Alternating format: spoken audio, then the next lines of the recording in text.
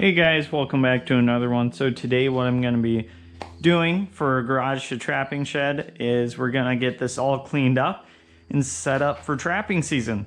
So got the boat out, got it out to actually get storage for it. So we have all the space so we can put up everything for the 6mm plastic and everything like that, and the insulation. So we can basically get everything set up how we want it for this upcoming season. So we'll probably go ahead, I'll go ahead and time lapse most of it, and then we'll probably come back at the end and see the final product, and you guys can let me know if you think I should move anything around or anything like that. And yeah, let's get around to it.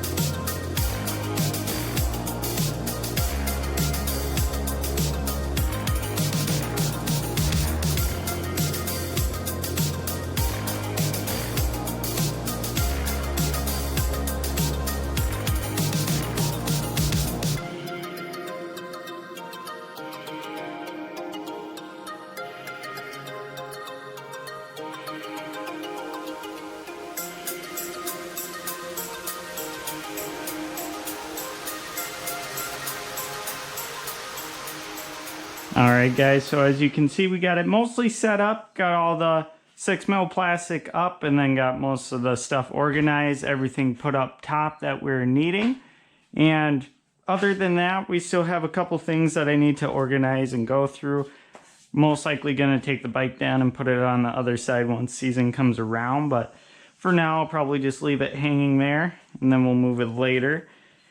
And yeah, as you saw, I blew out most of the junk out of here and then went ahead and actually cleaned up, got that plastic up, got all the insulation that I had put up top.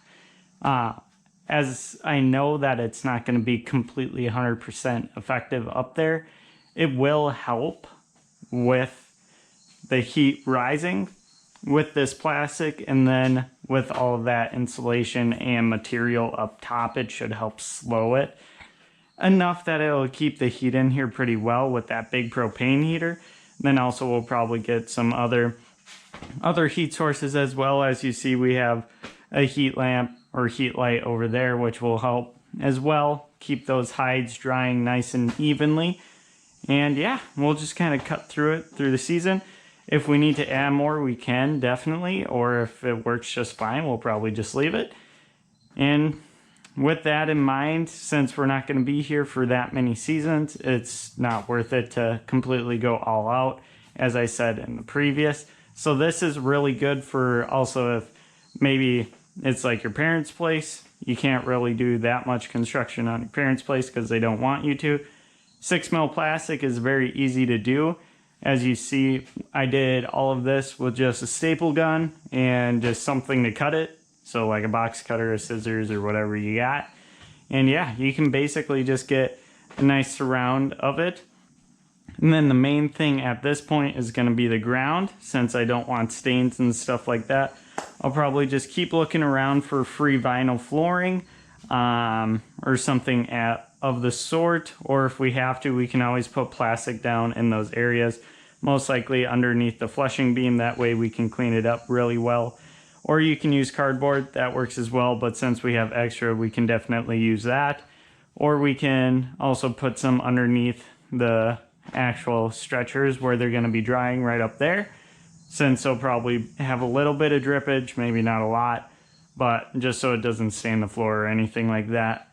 Just for resale, you don't want blood everywhere and stuff like that. So yeah, if you guys have anything else that you think you would do to this, kind of being on a time constraint now, being only about a month and a half away from season, but with that in mind, probably starting a couple of weeks before, so I'm going to start doing pre-baiting, so I'm probably going to be pretty busy around that time as well.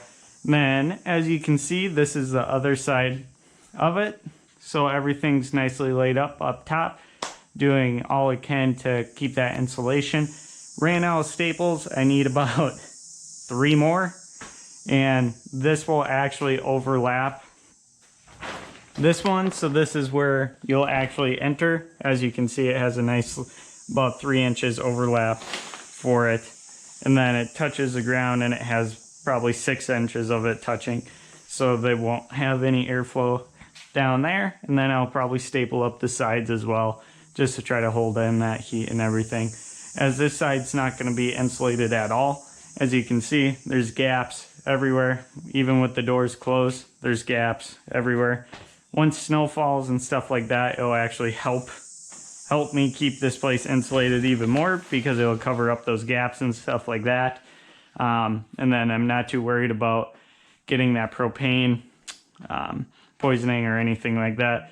Grabbed a carbon monoxide detector that will always keep plugged in. And then we also have a couple gaps around as well, so it stays vented. I'll probably close up that one, that's a little big. And we'll actually run it on this side, most likely where the ATV is right now, as the ATV will be out in the field.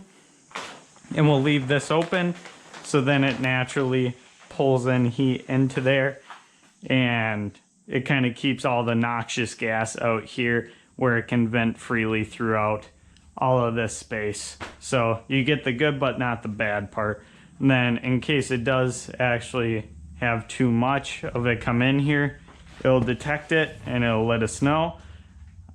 Mostly it's going to be used to actually get that initial heat put in here, and we'll probably turn it off at that point, as the longer you have it on, the better chance that you're going to get poisoning in such a small space, even though it is pretty well vented. And then we'll most likely use other things to keep it warm once you have that initial rise in heat, like heat lamps and other sources. If you guys have any suggestions on other sources of heat, feel free to leave them in the comments below. As of right now, most likely heat lamps and stuff like that is what we'll be using, and most likely electrical heat as well, just to try to keep away from propane in this area. I don't really feel like having too much propane running in here. And yeah, thank you for watching.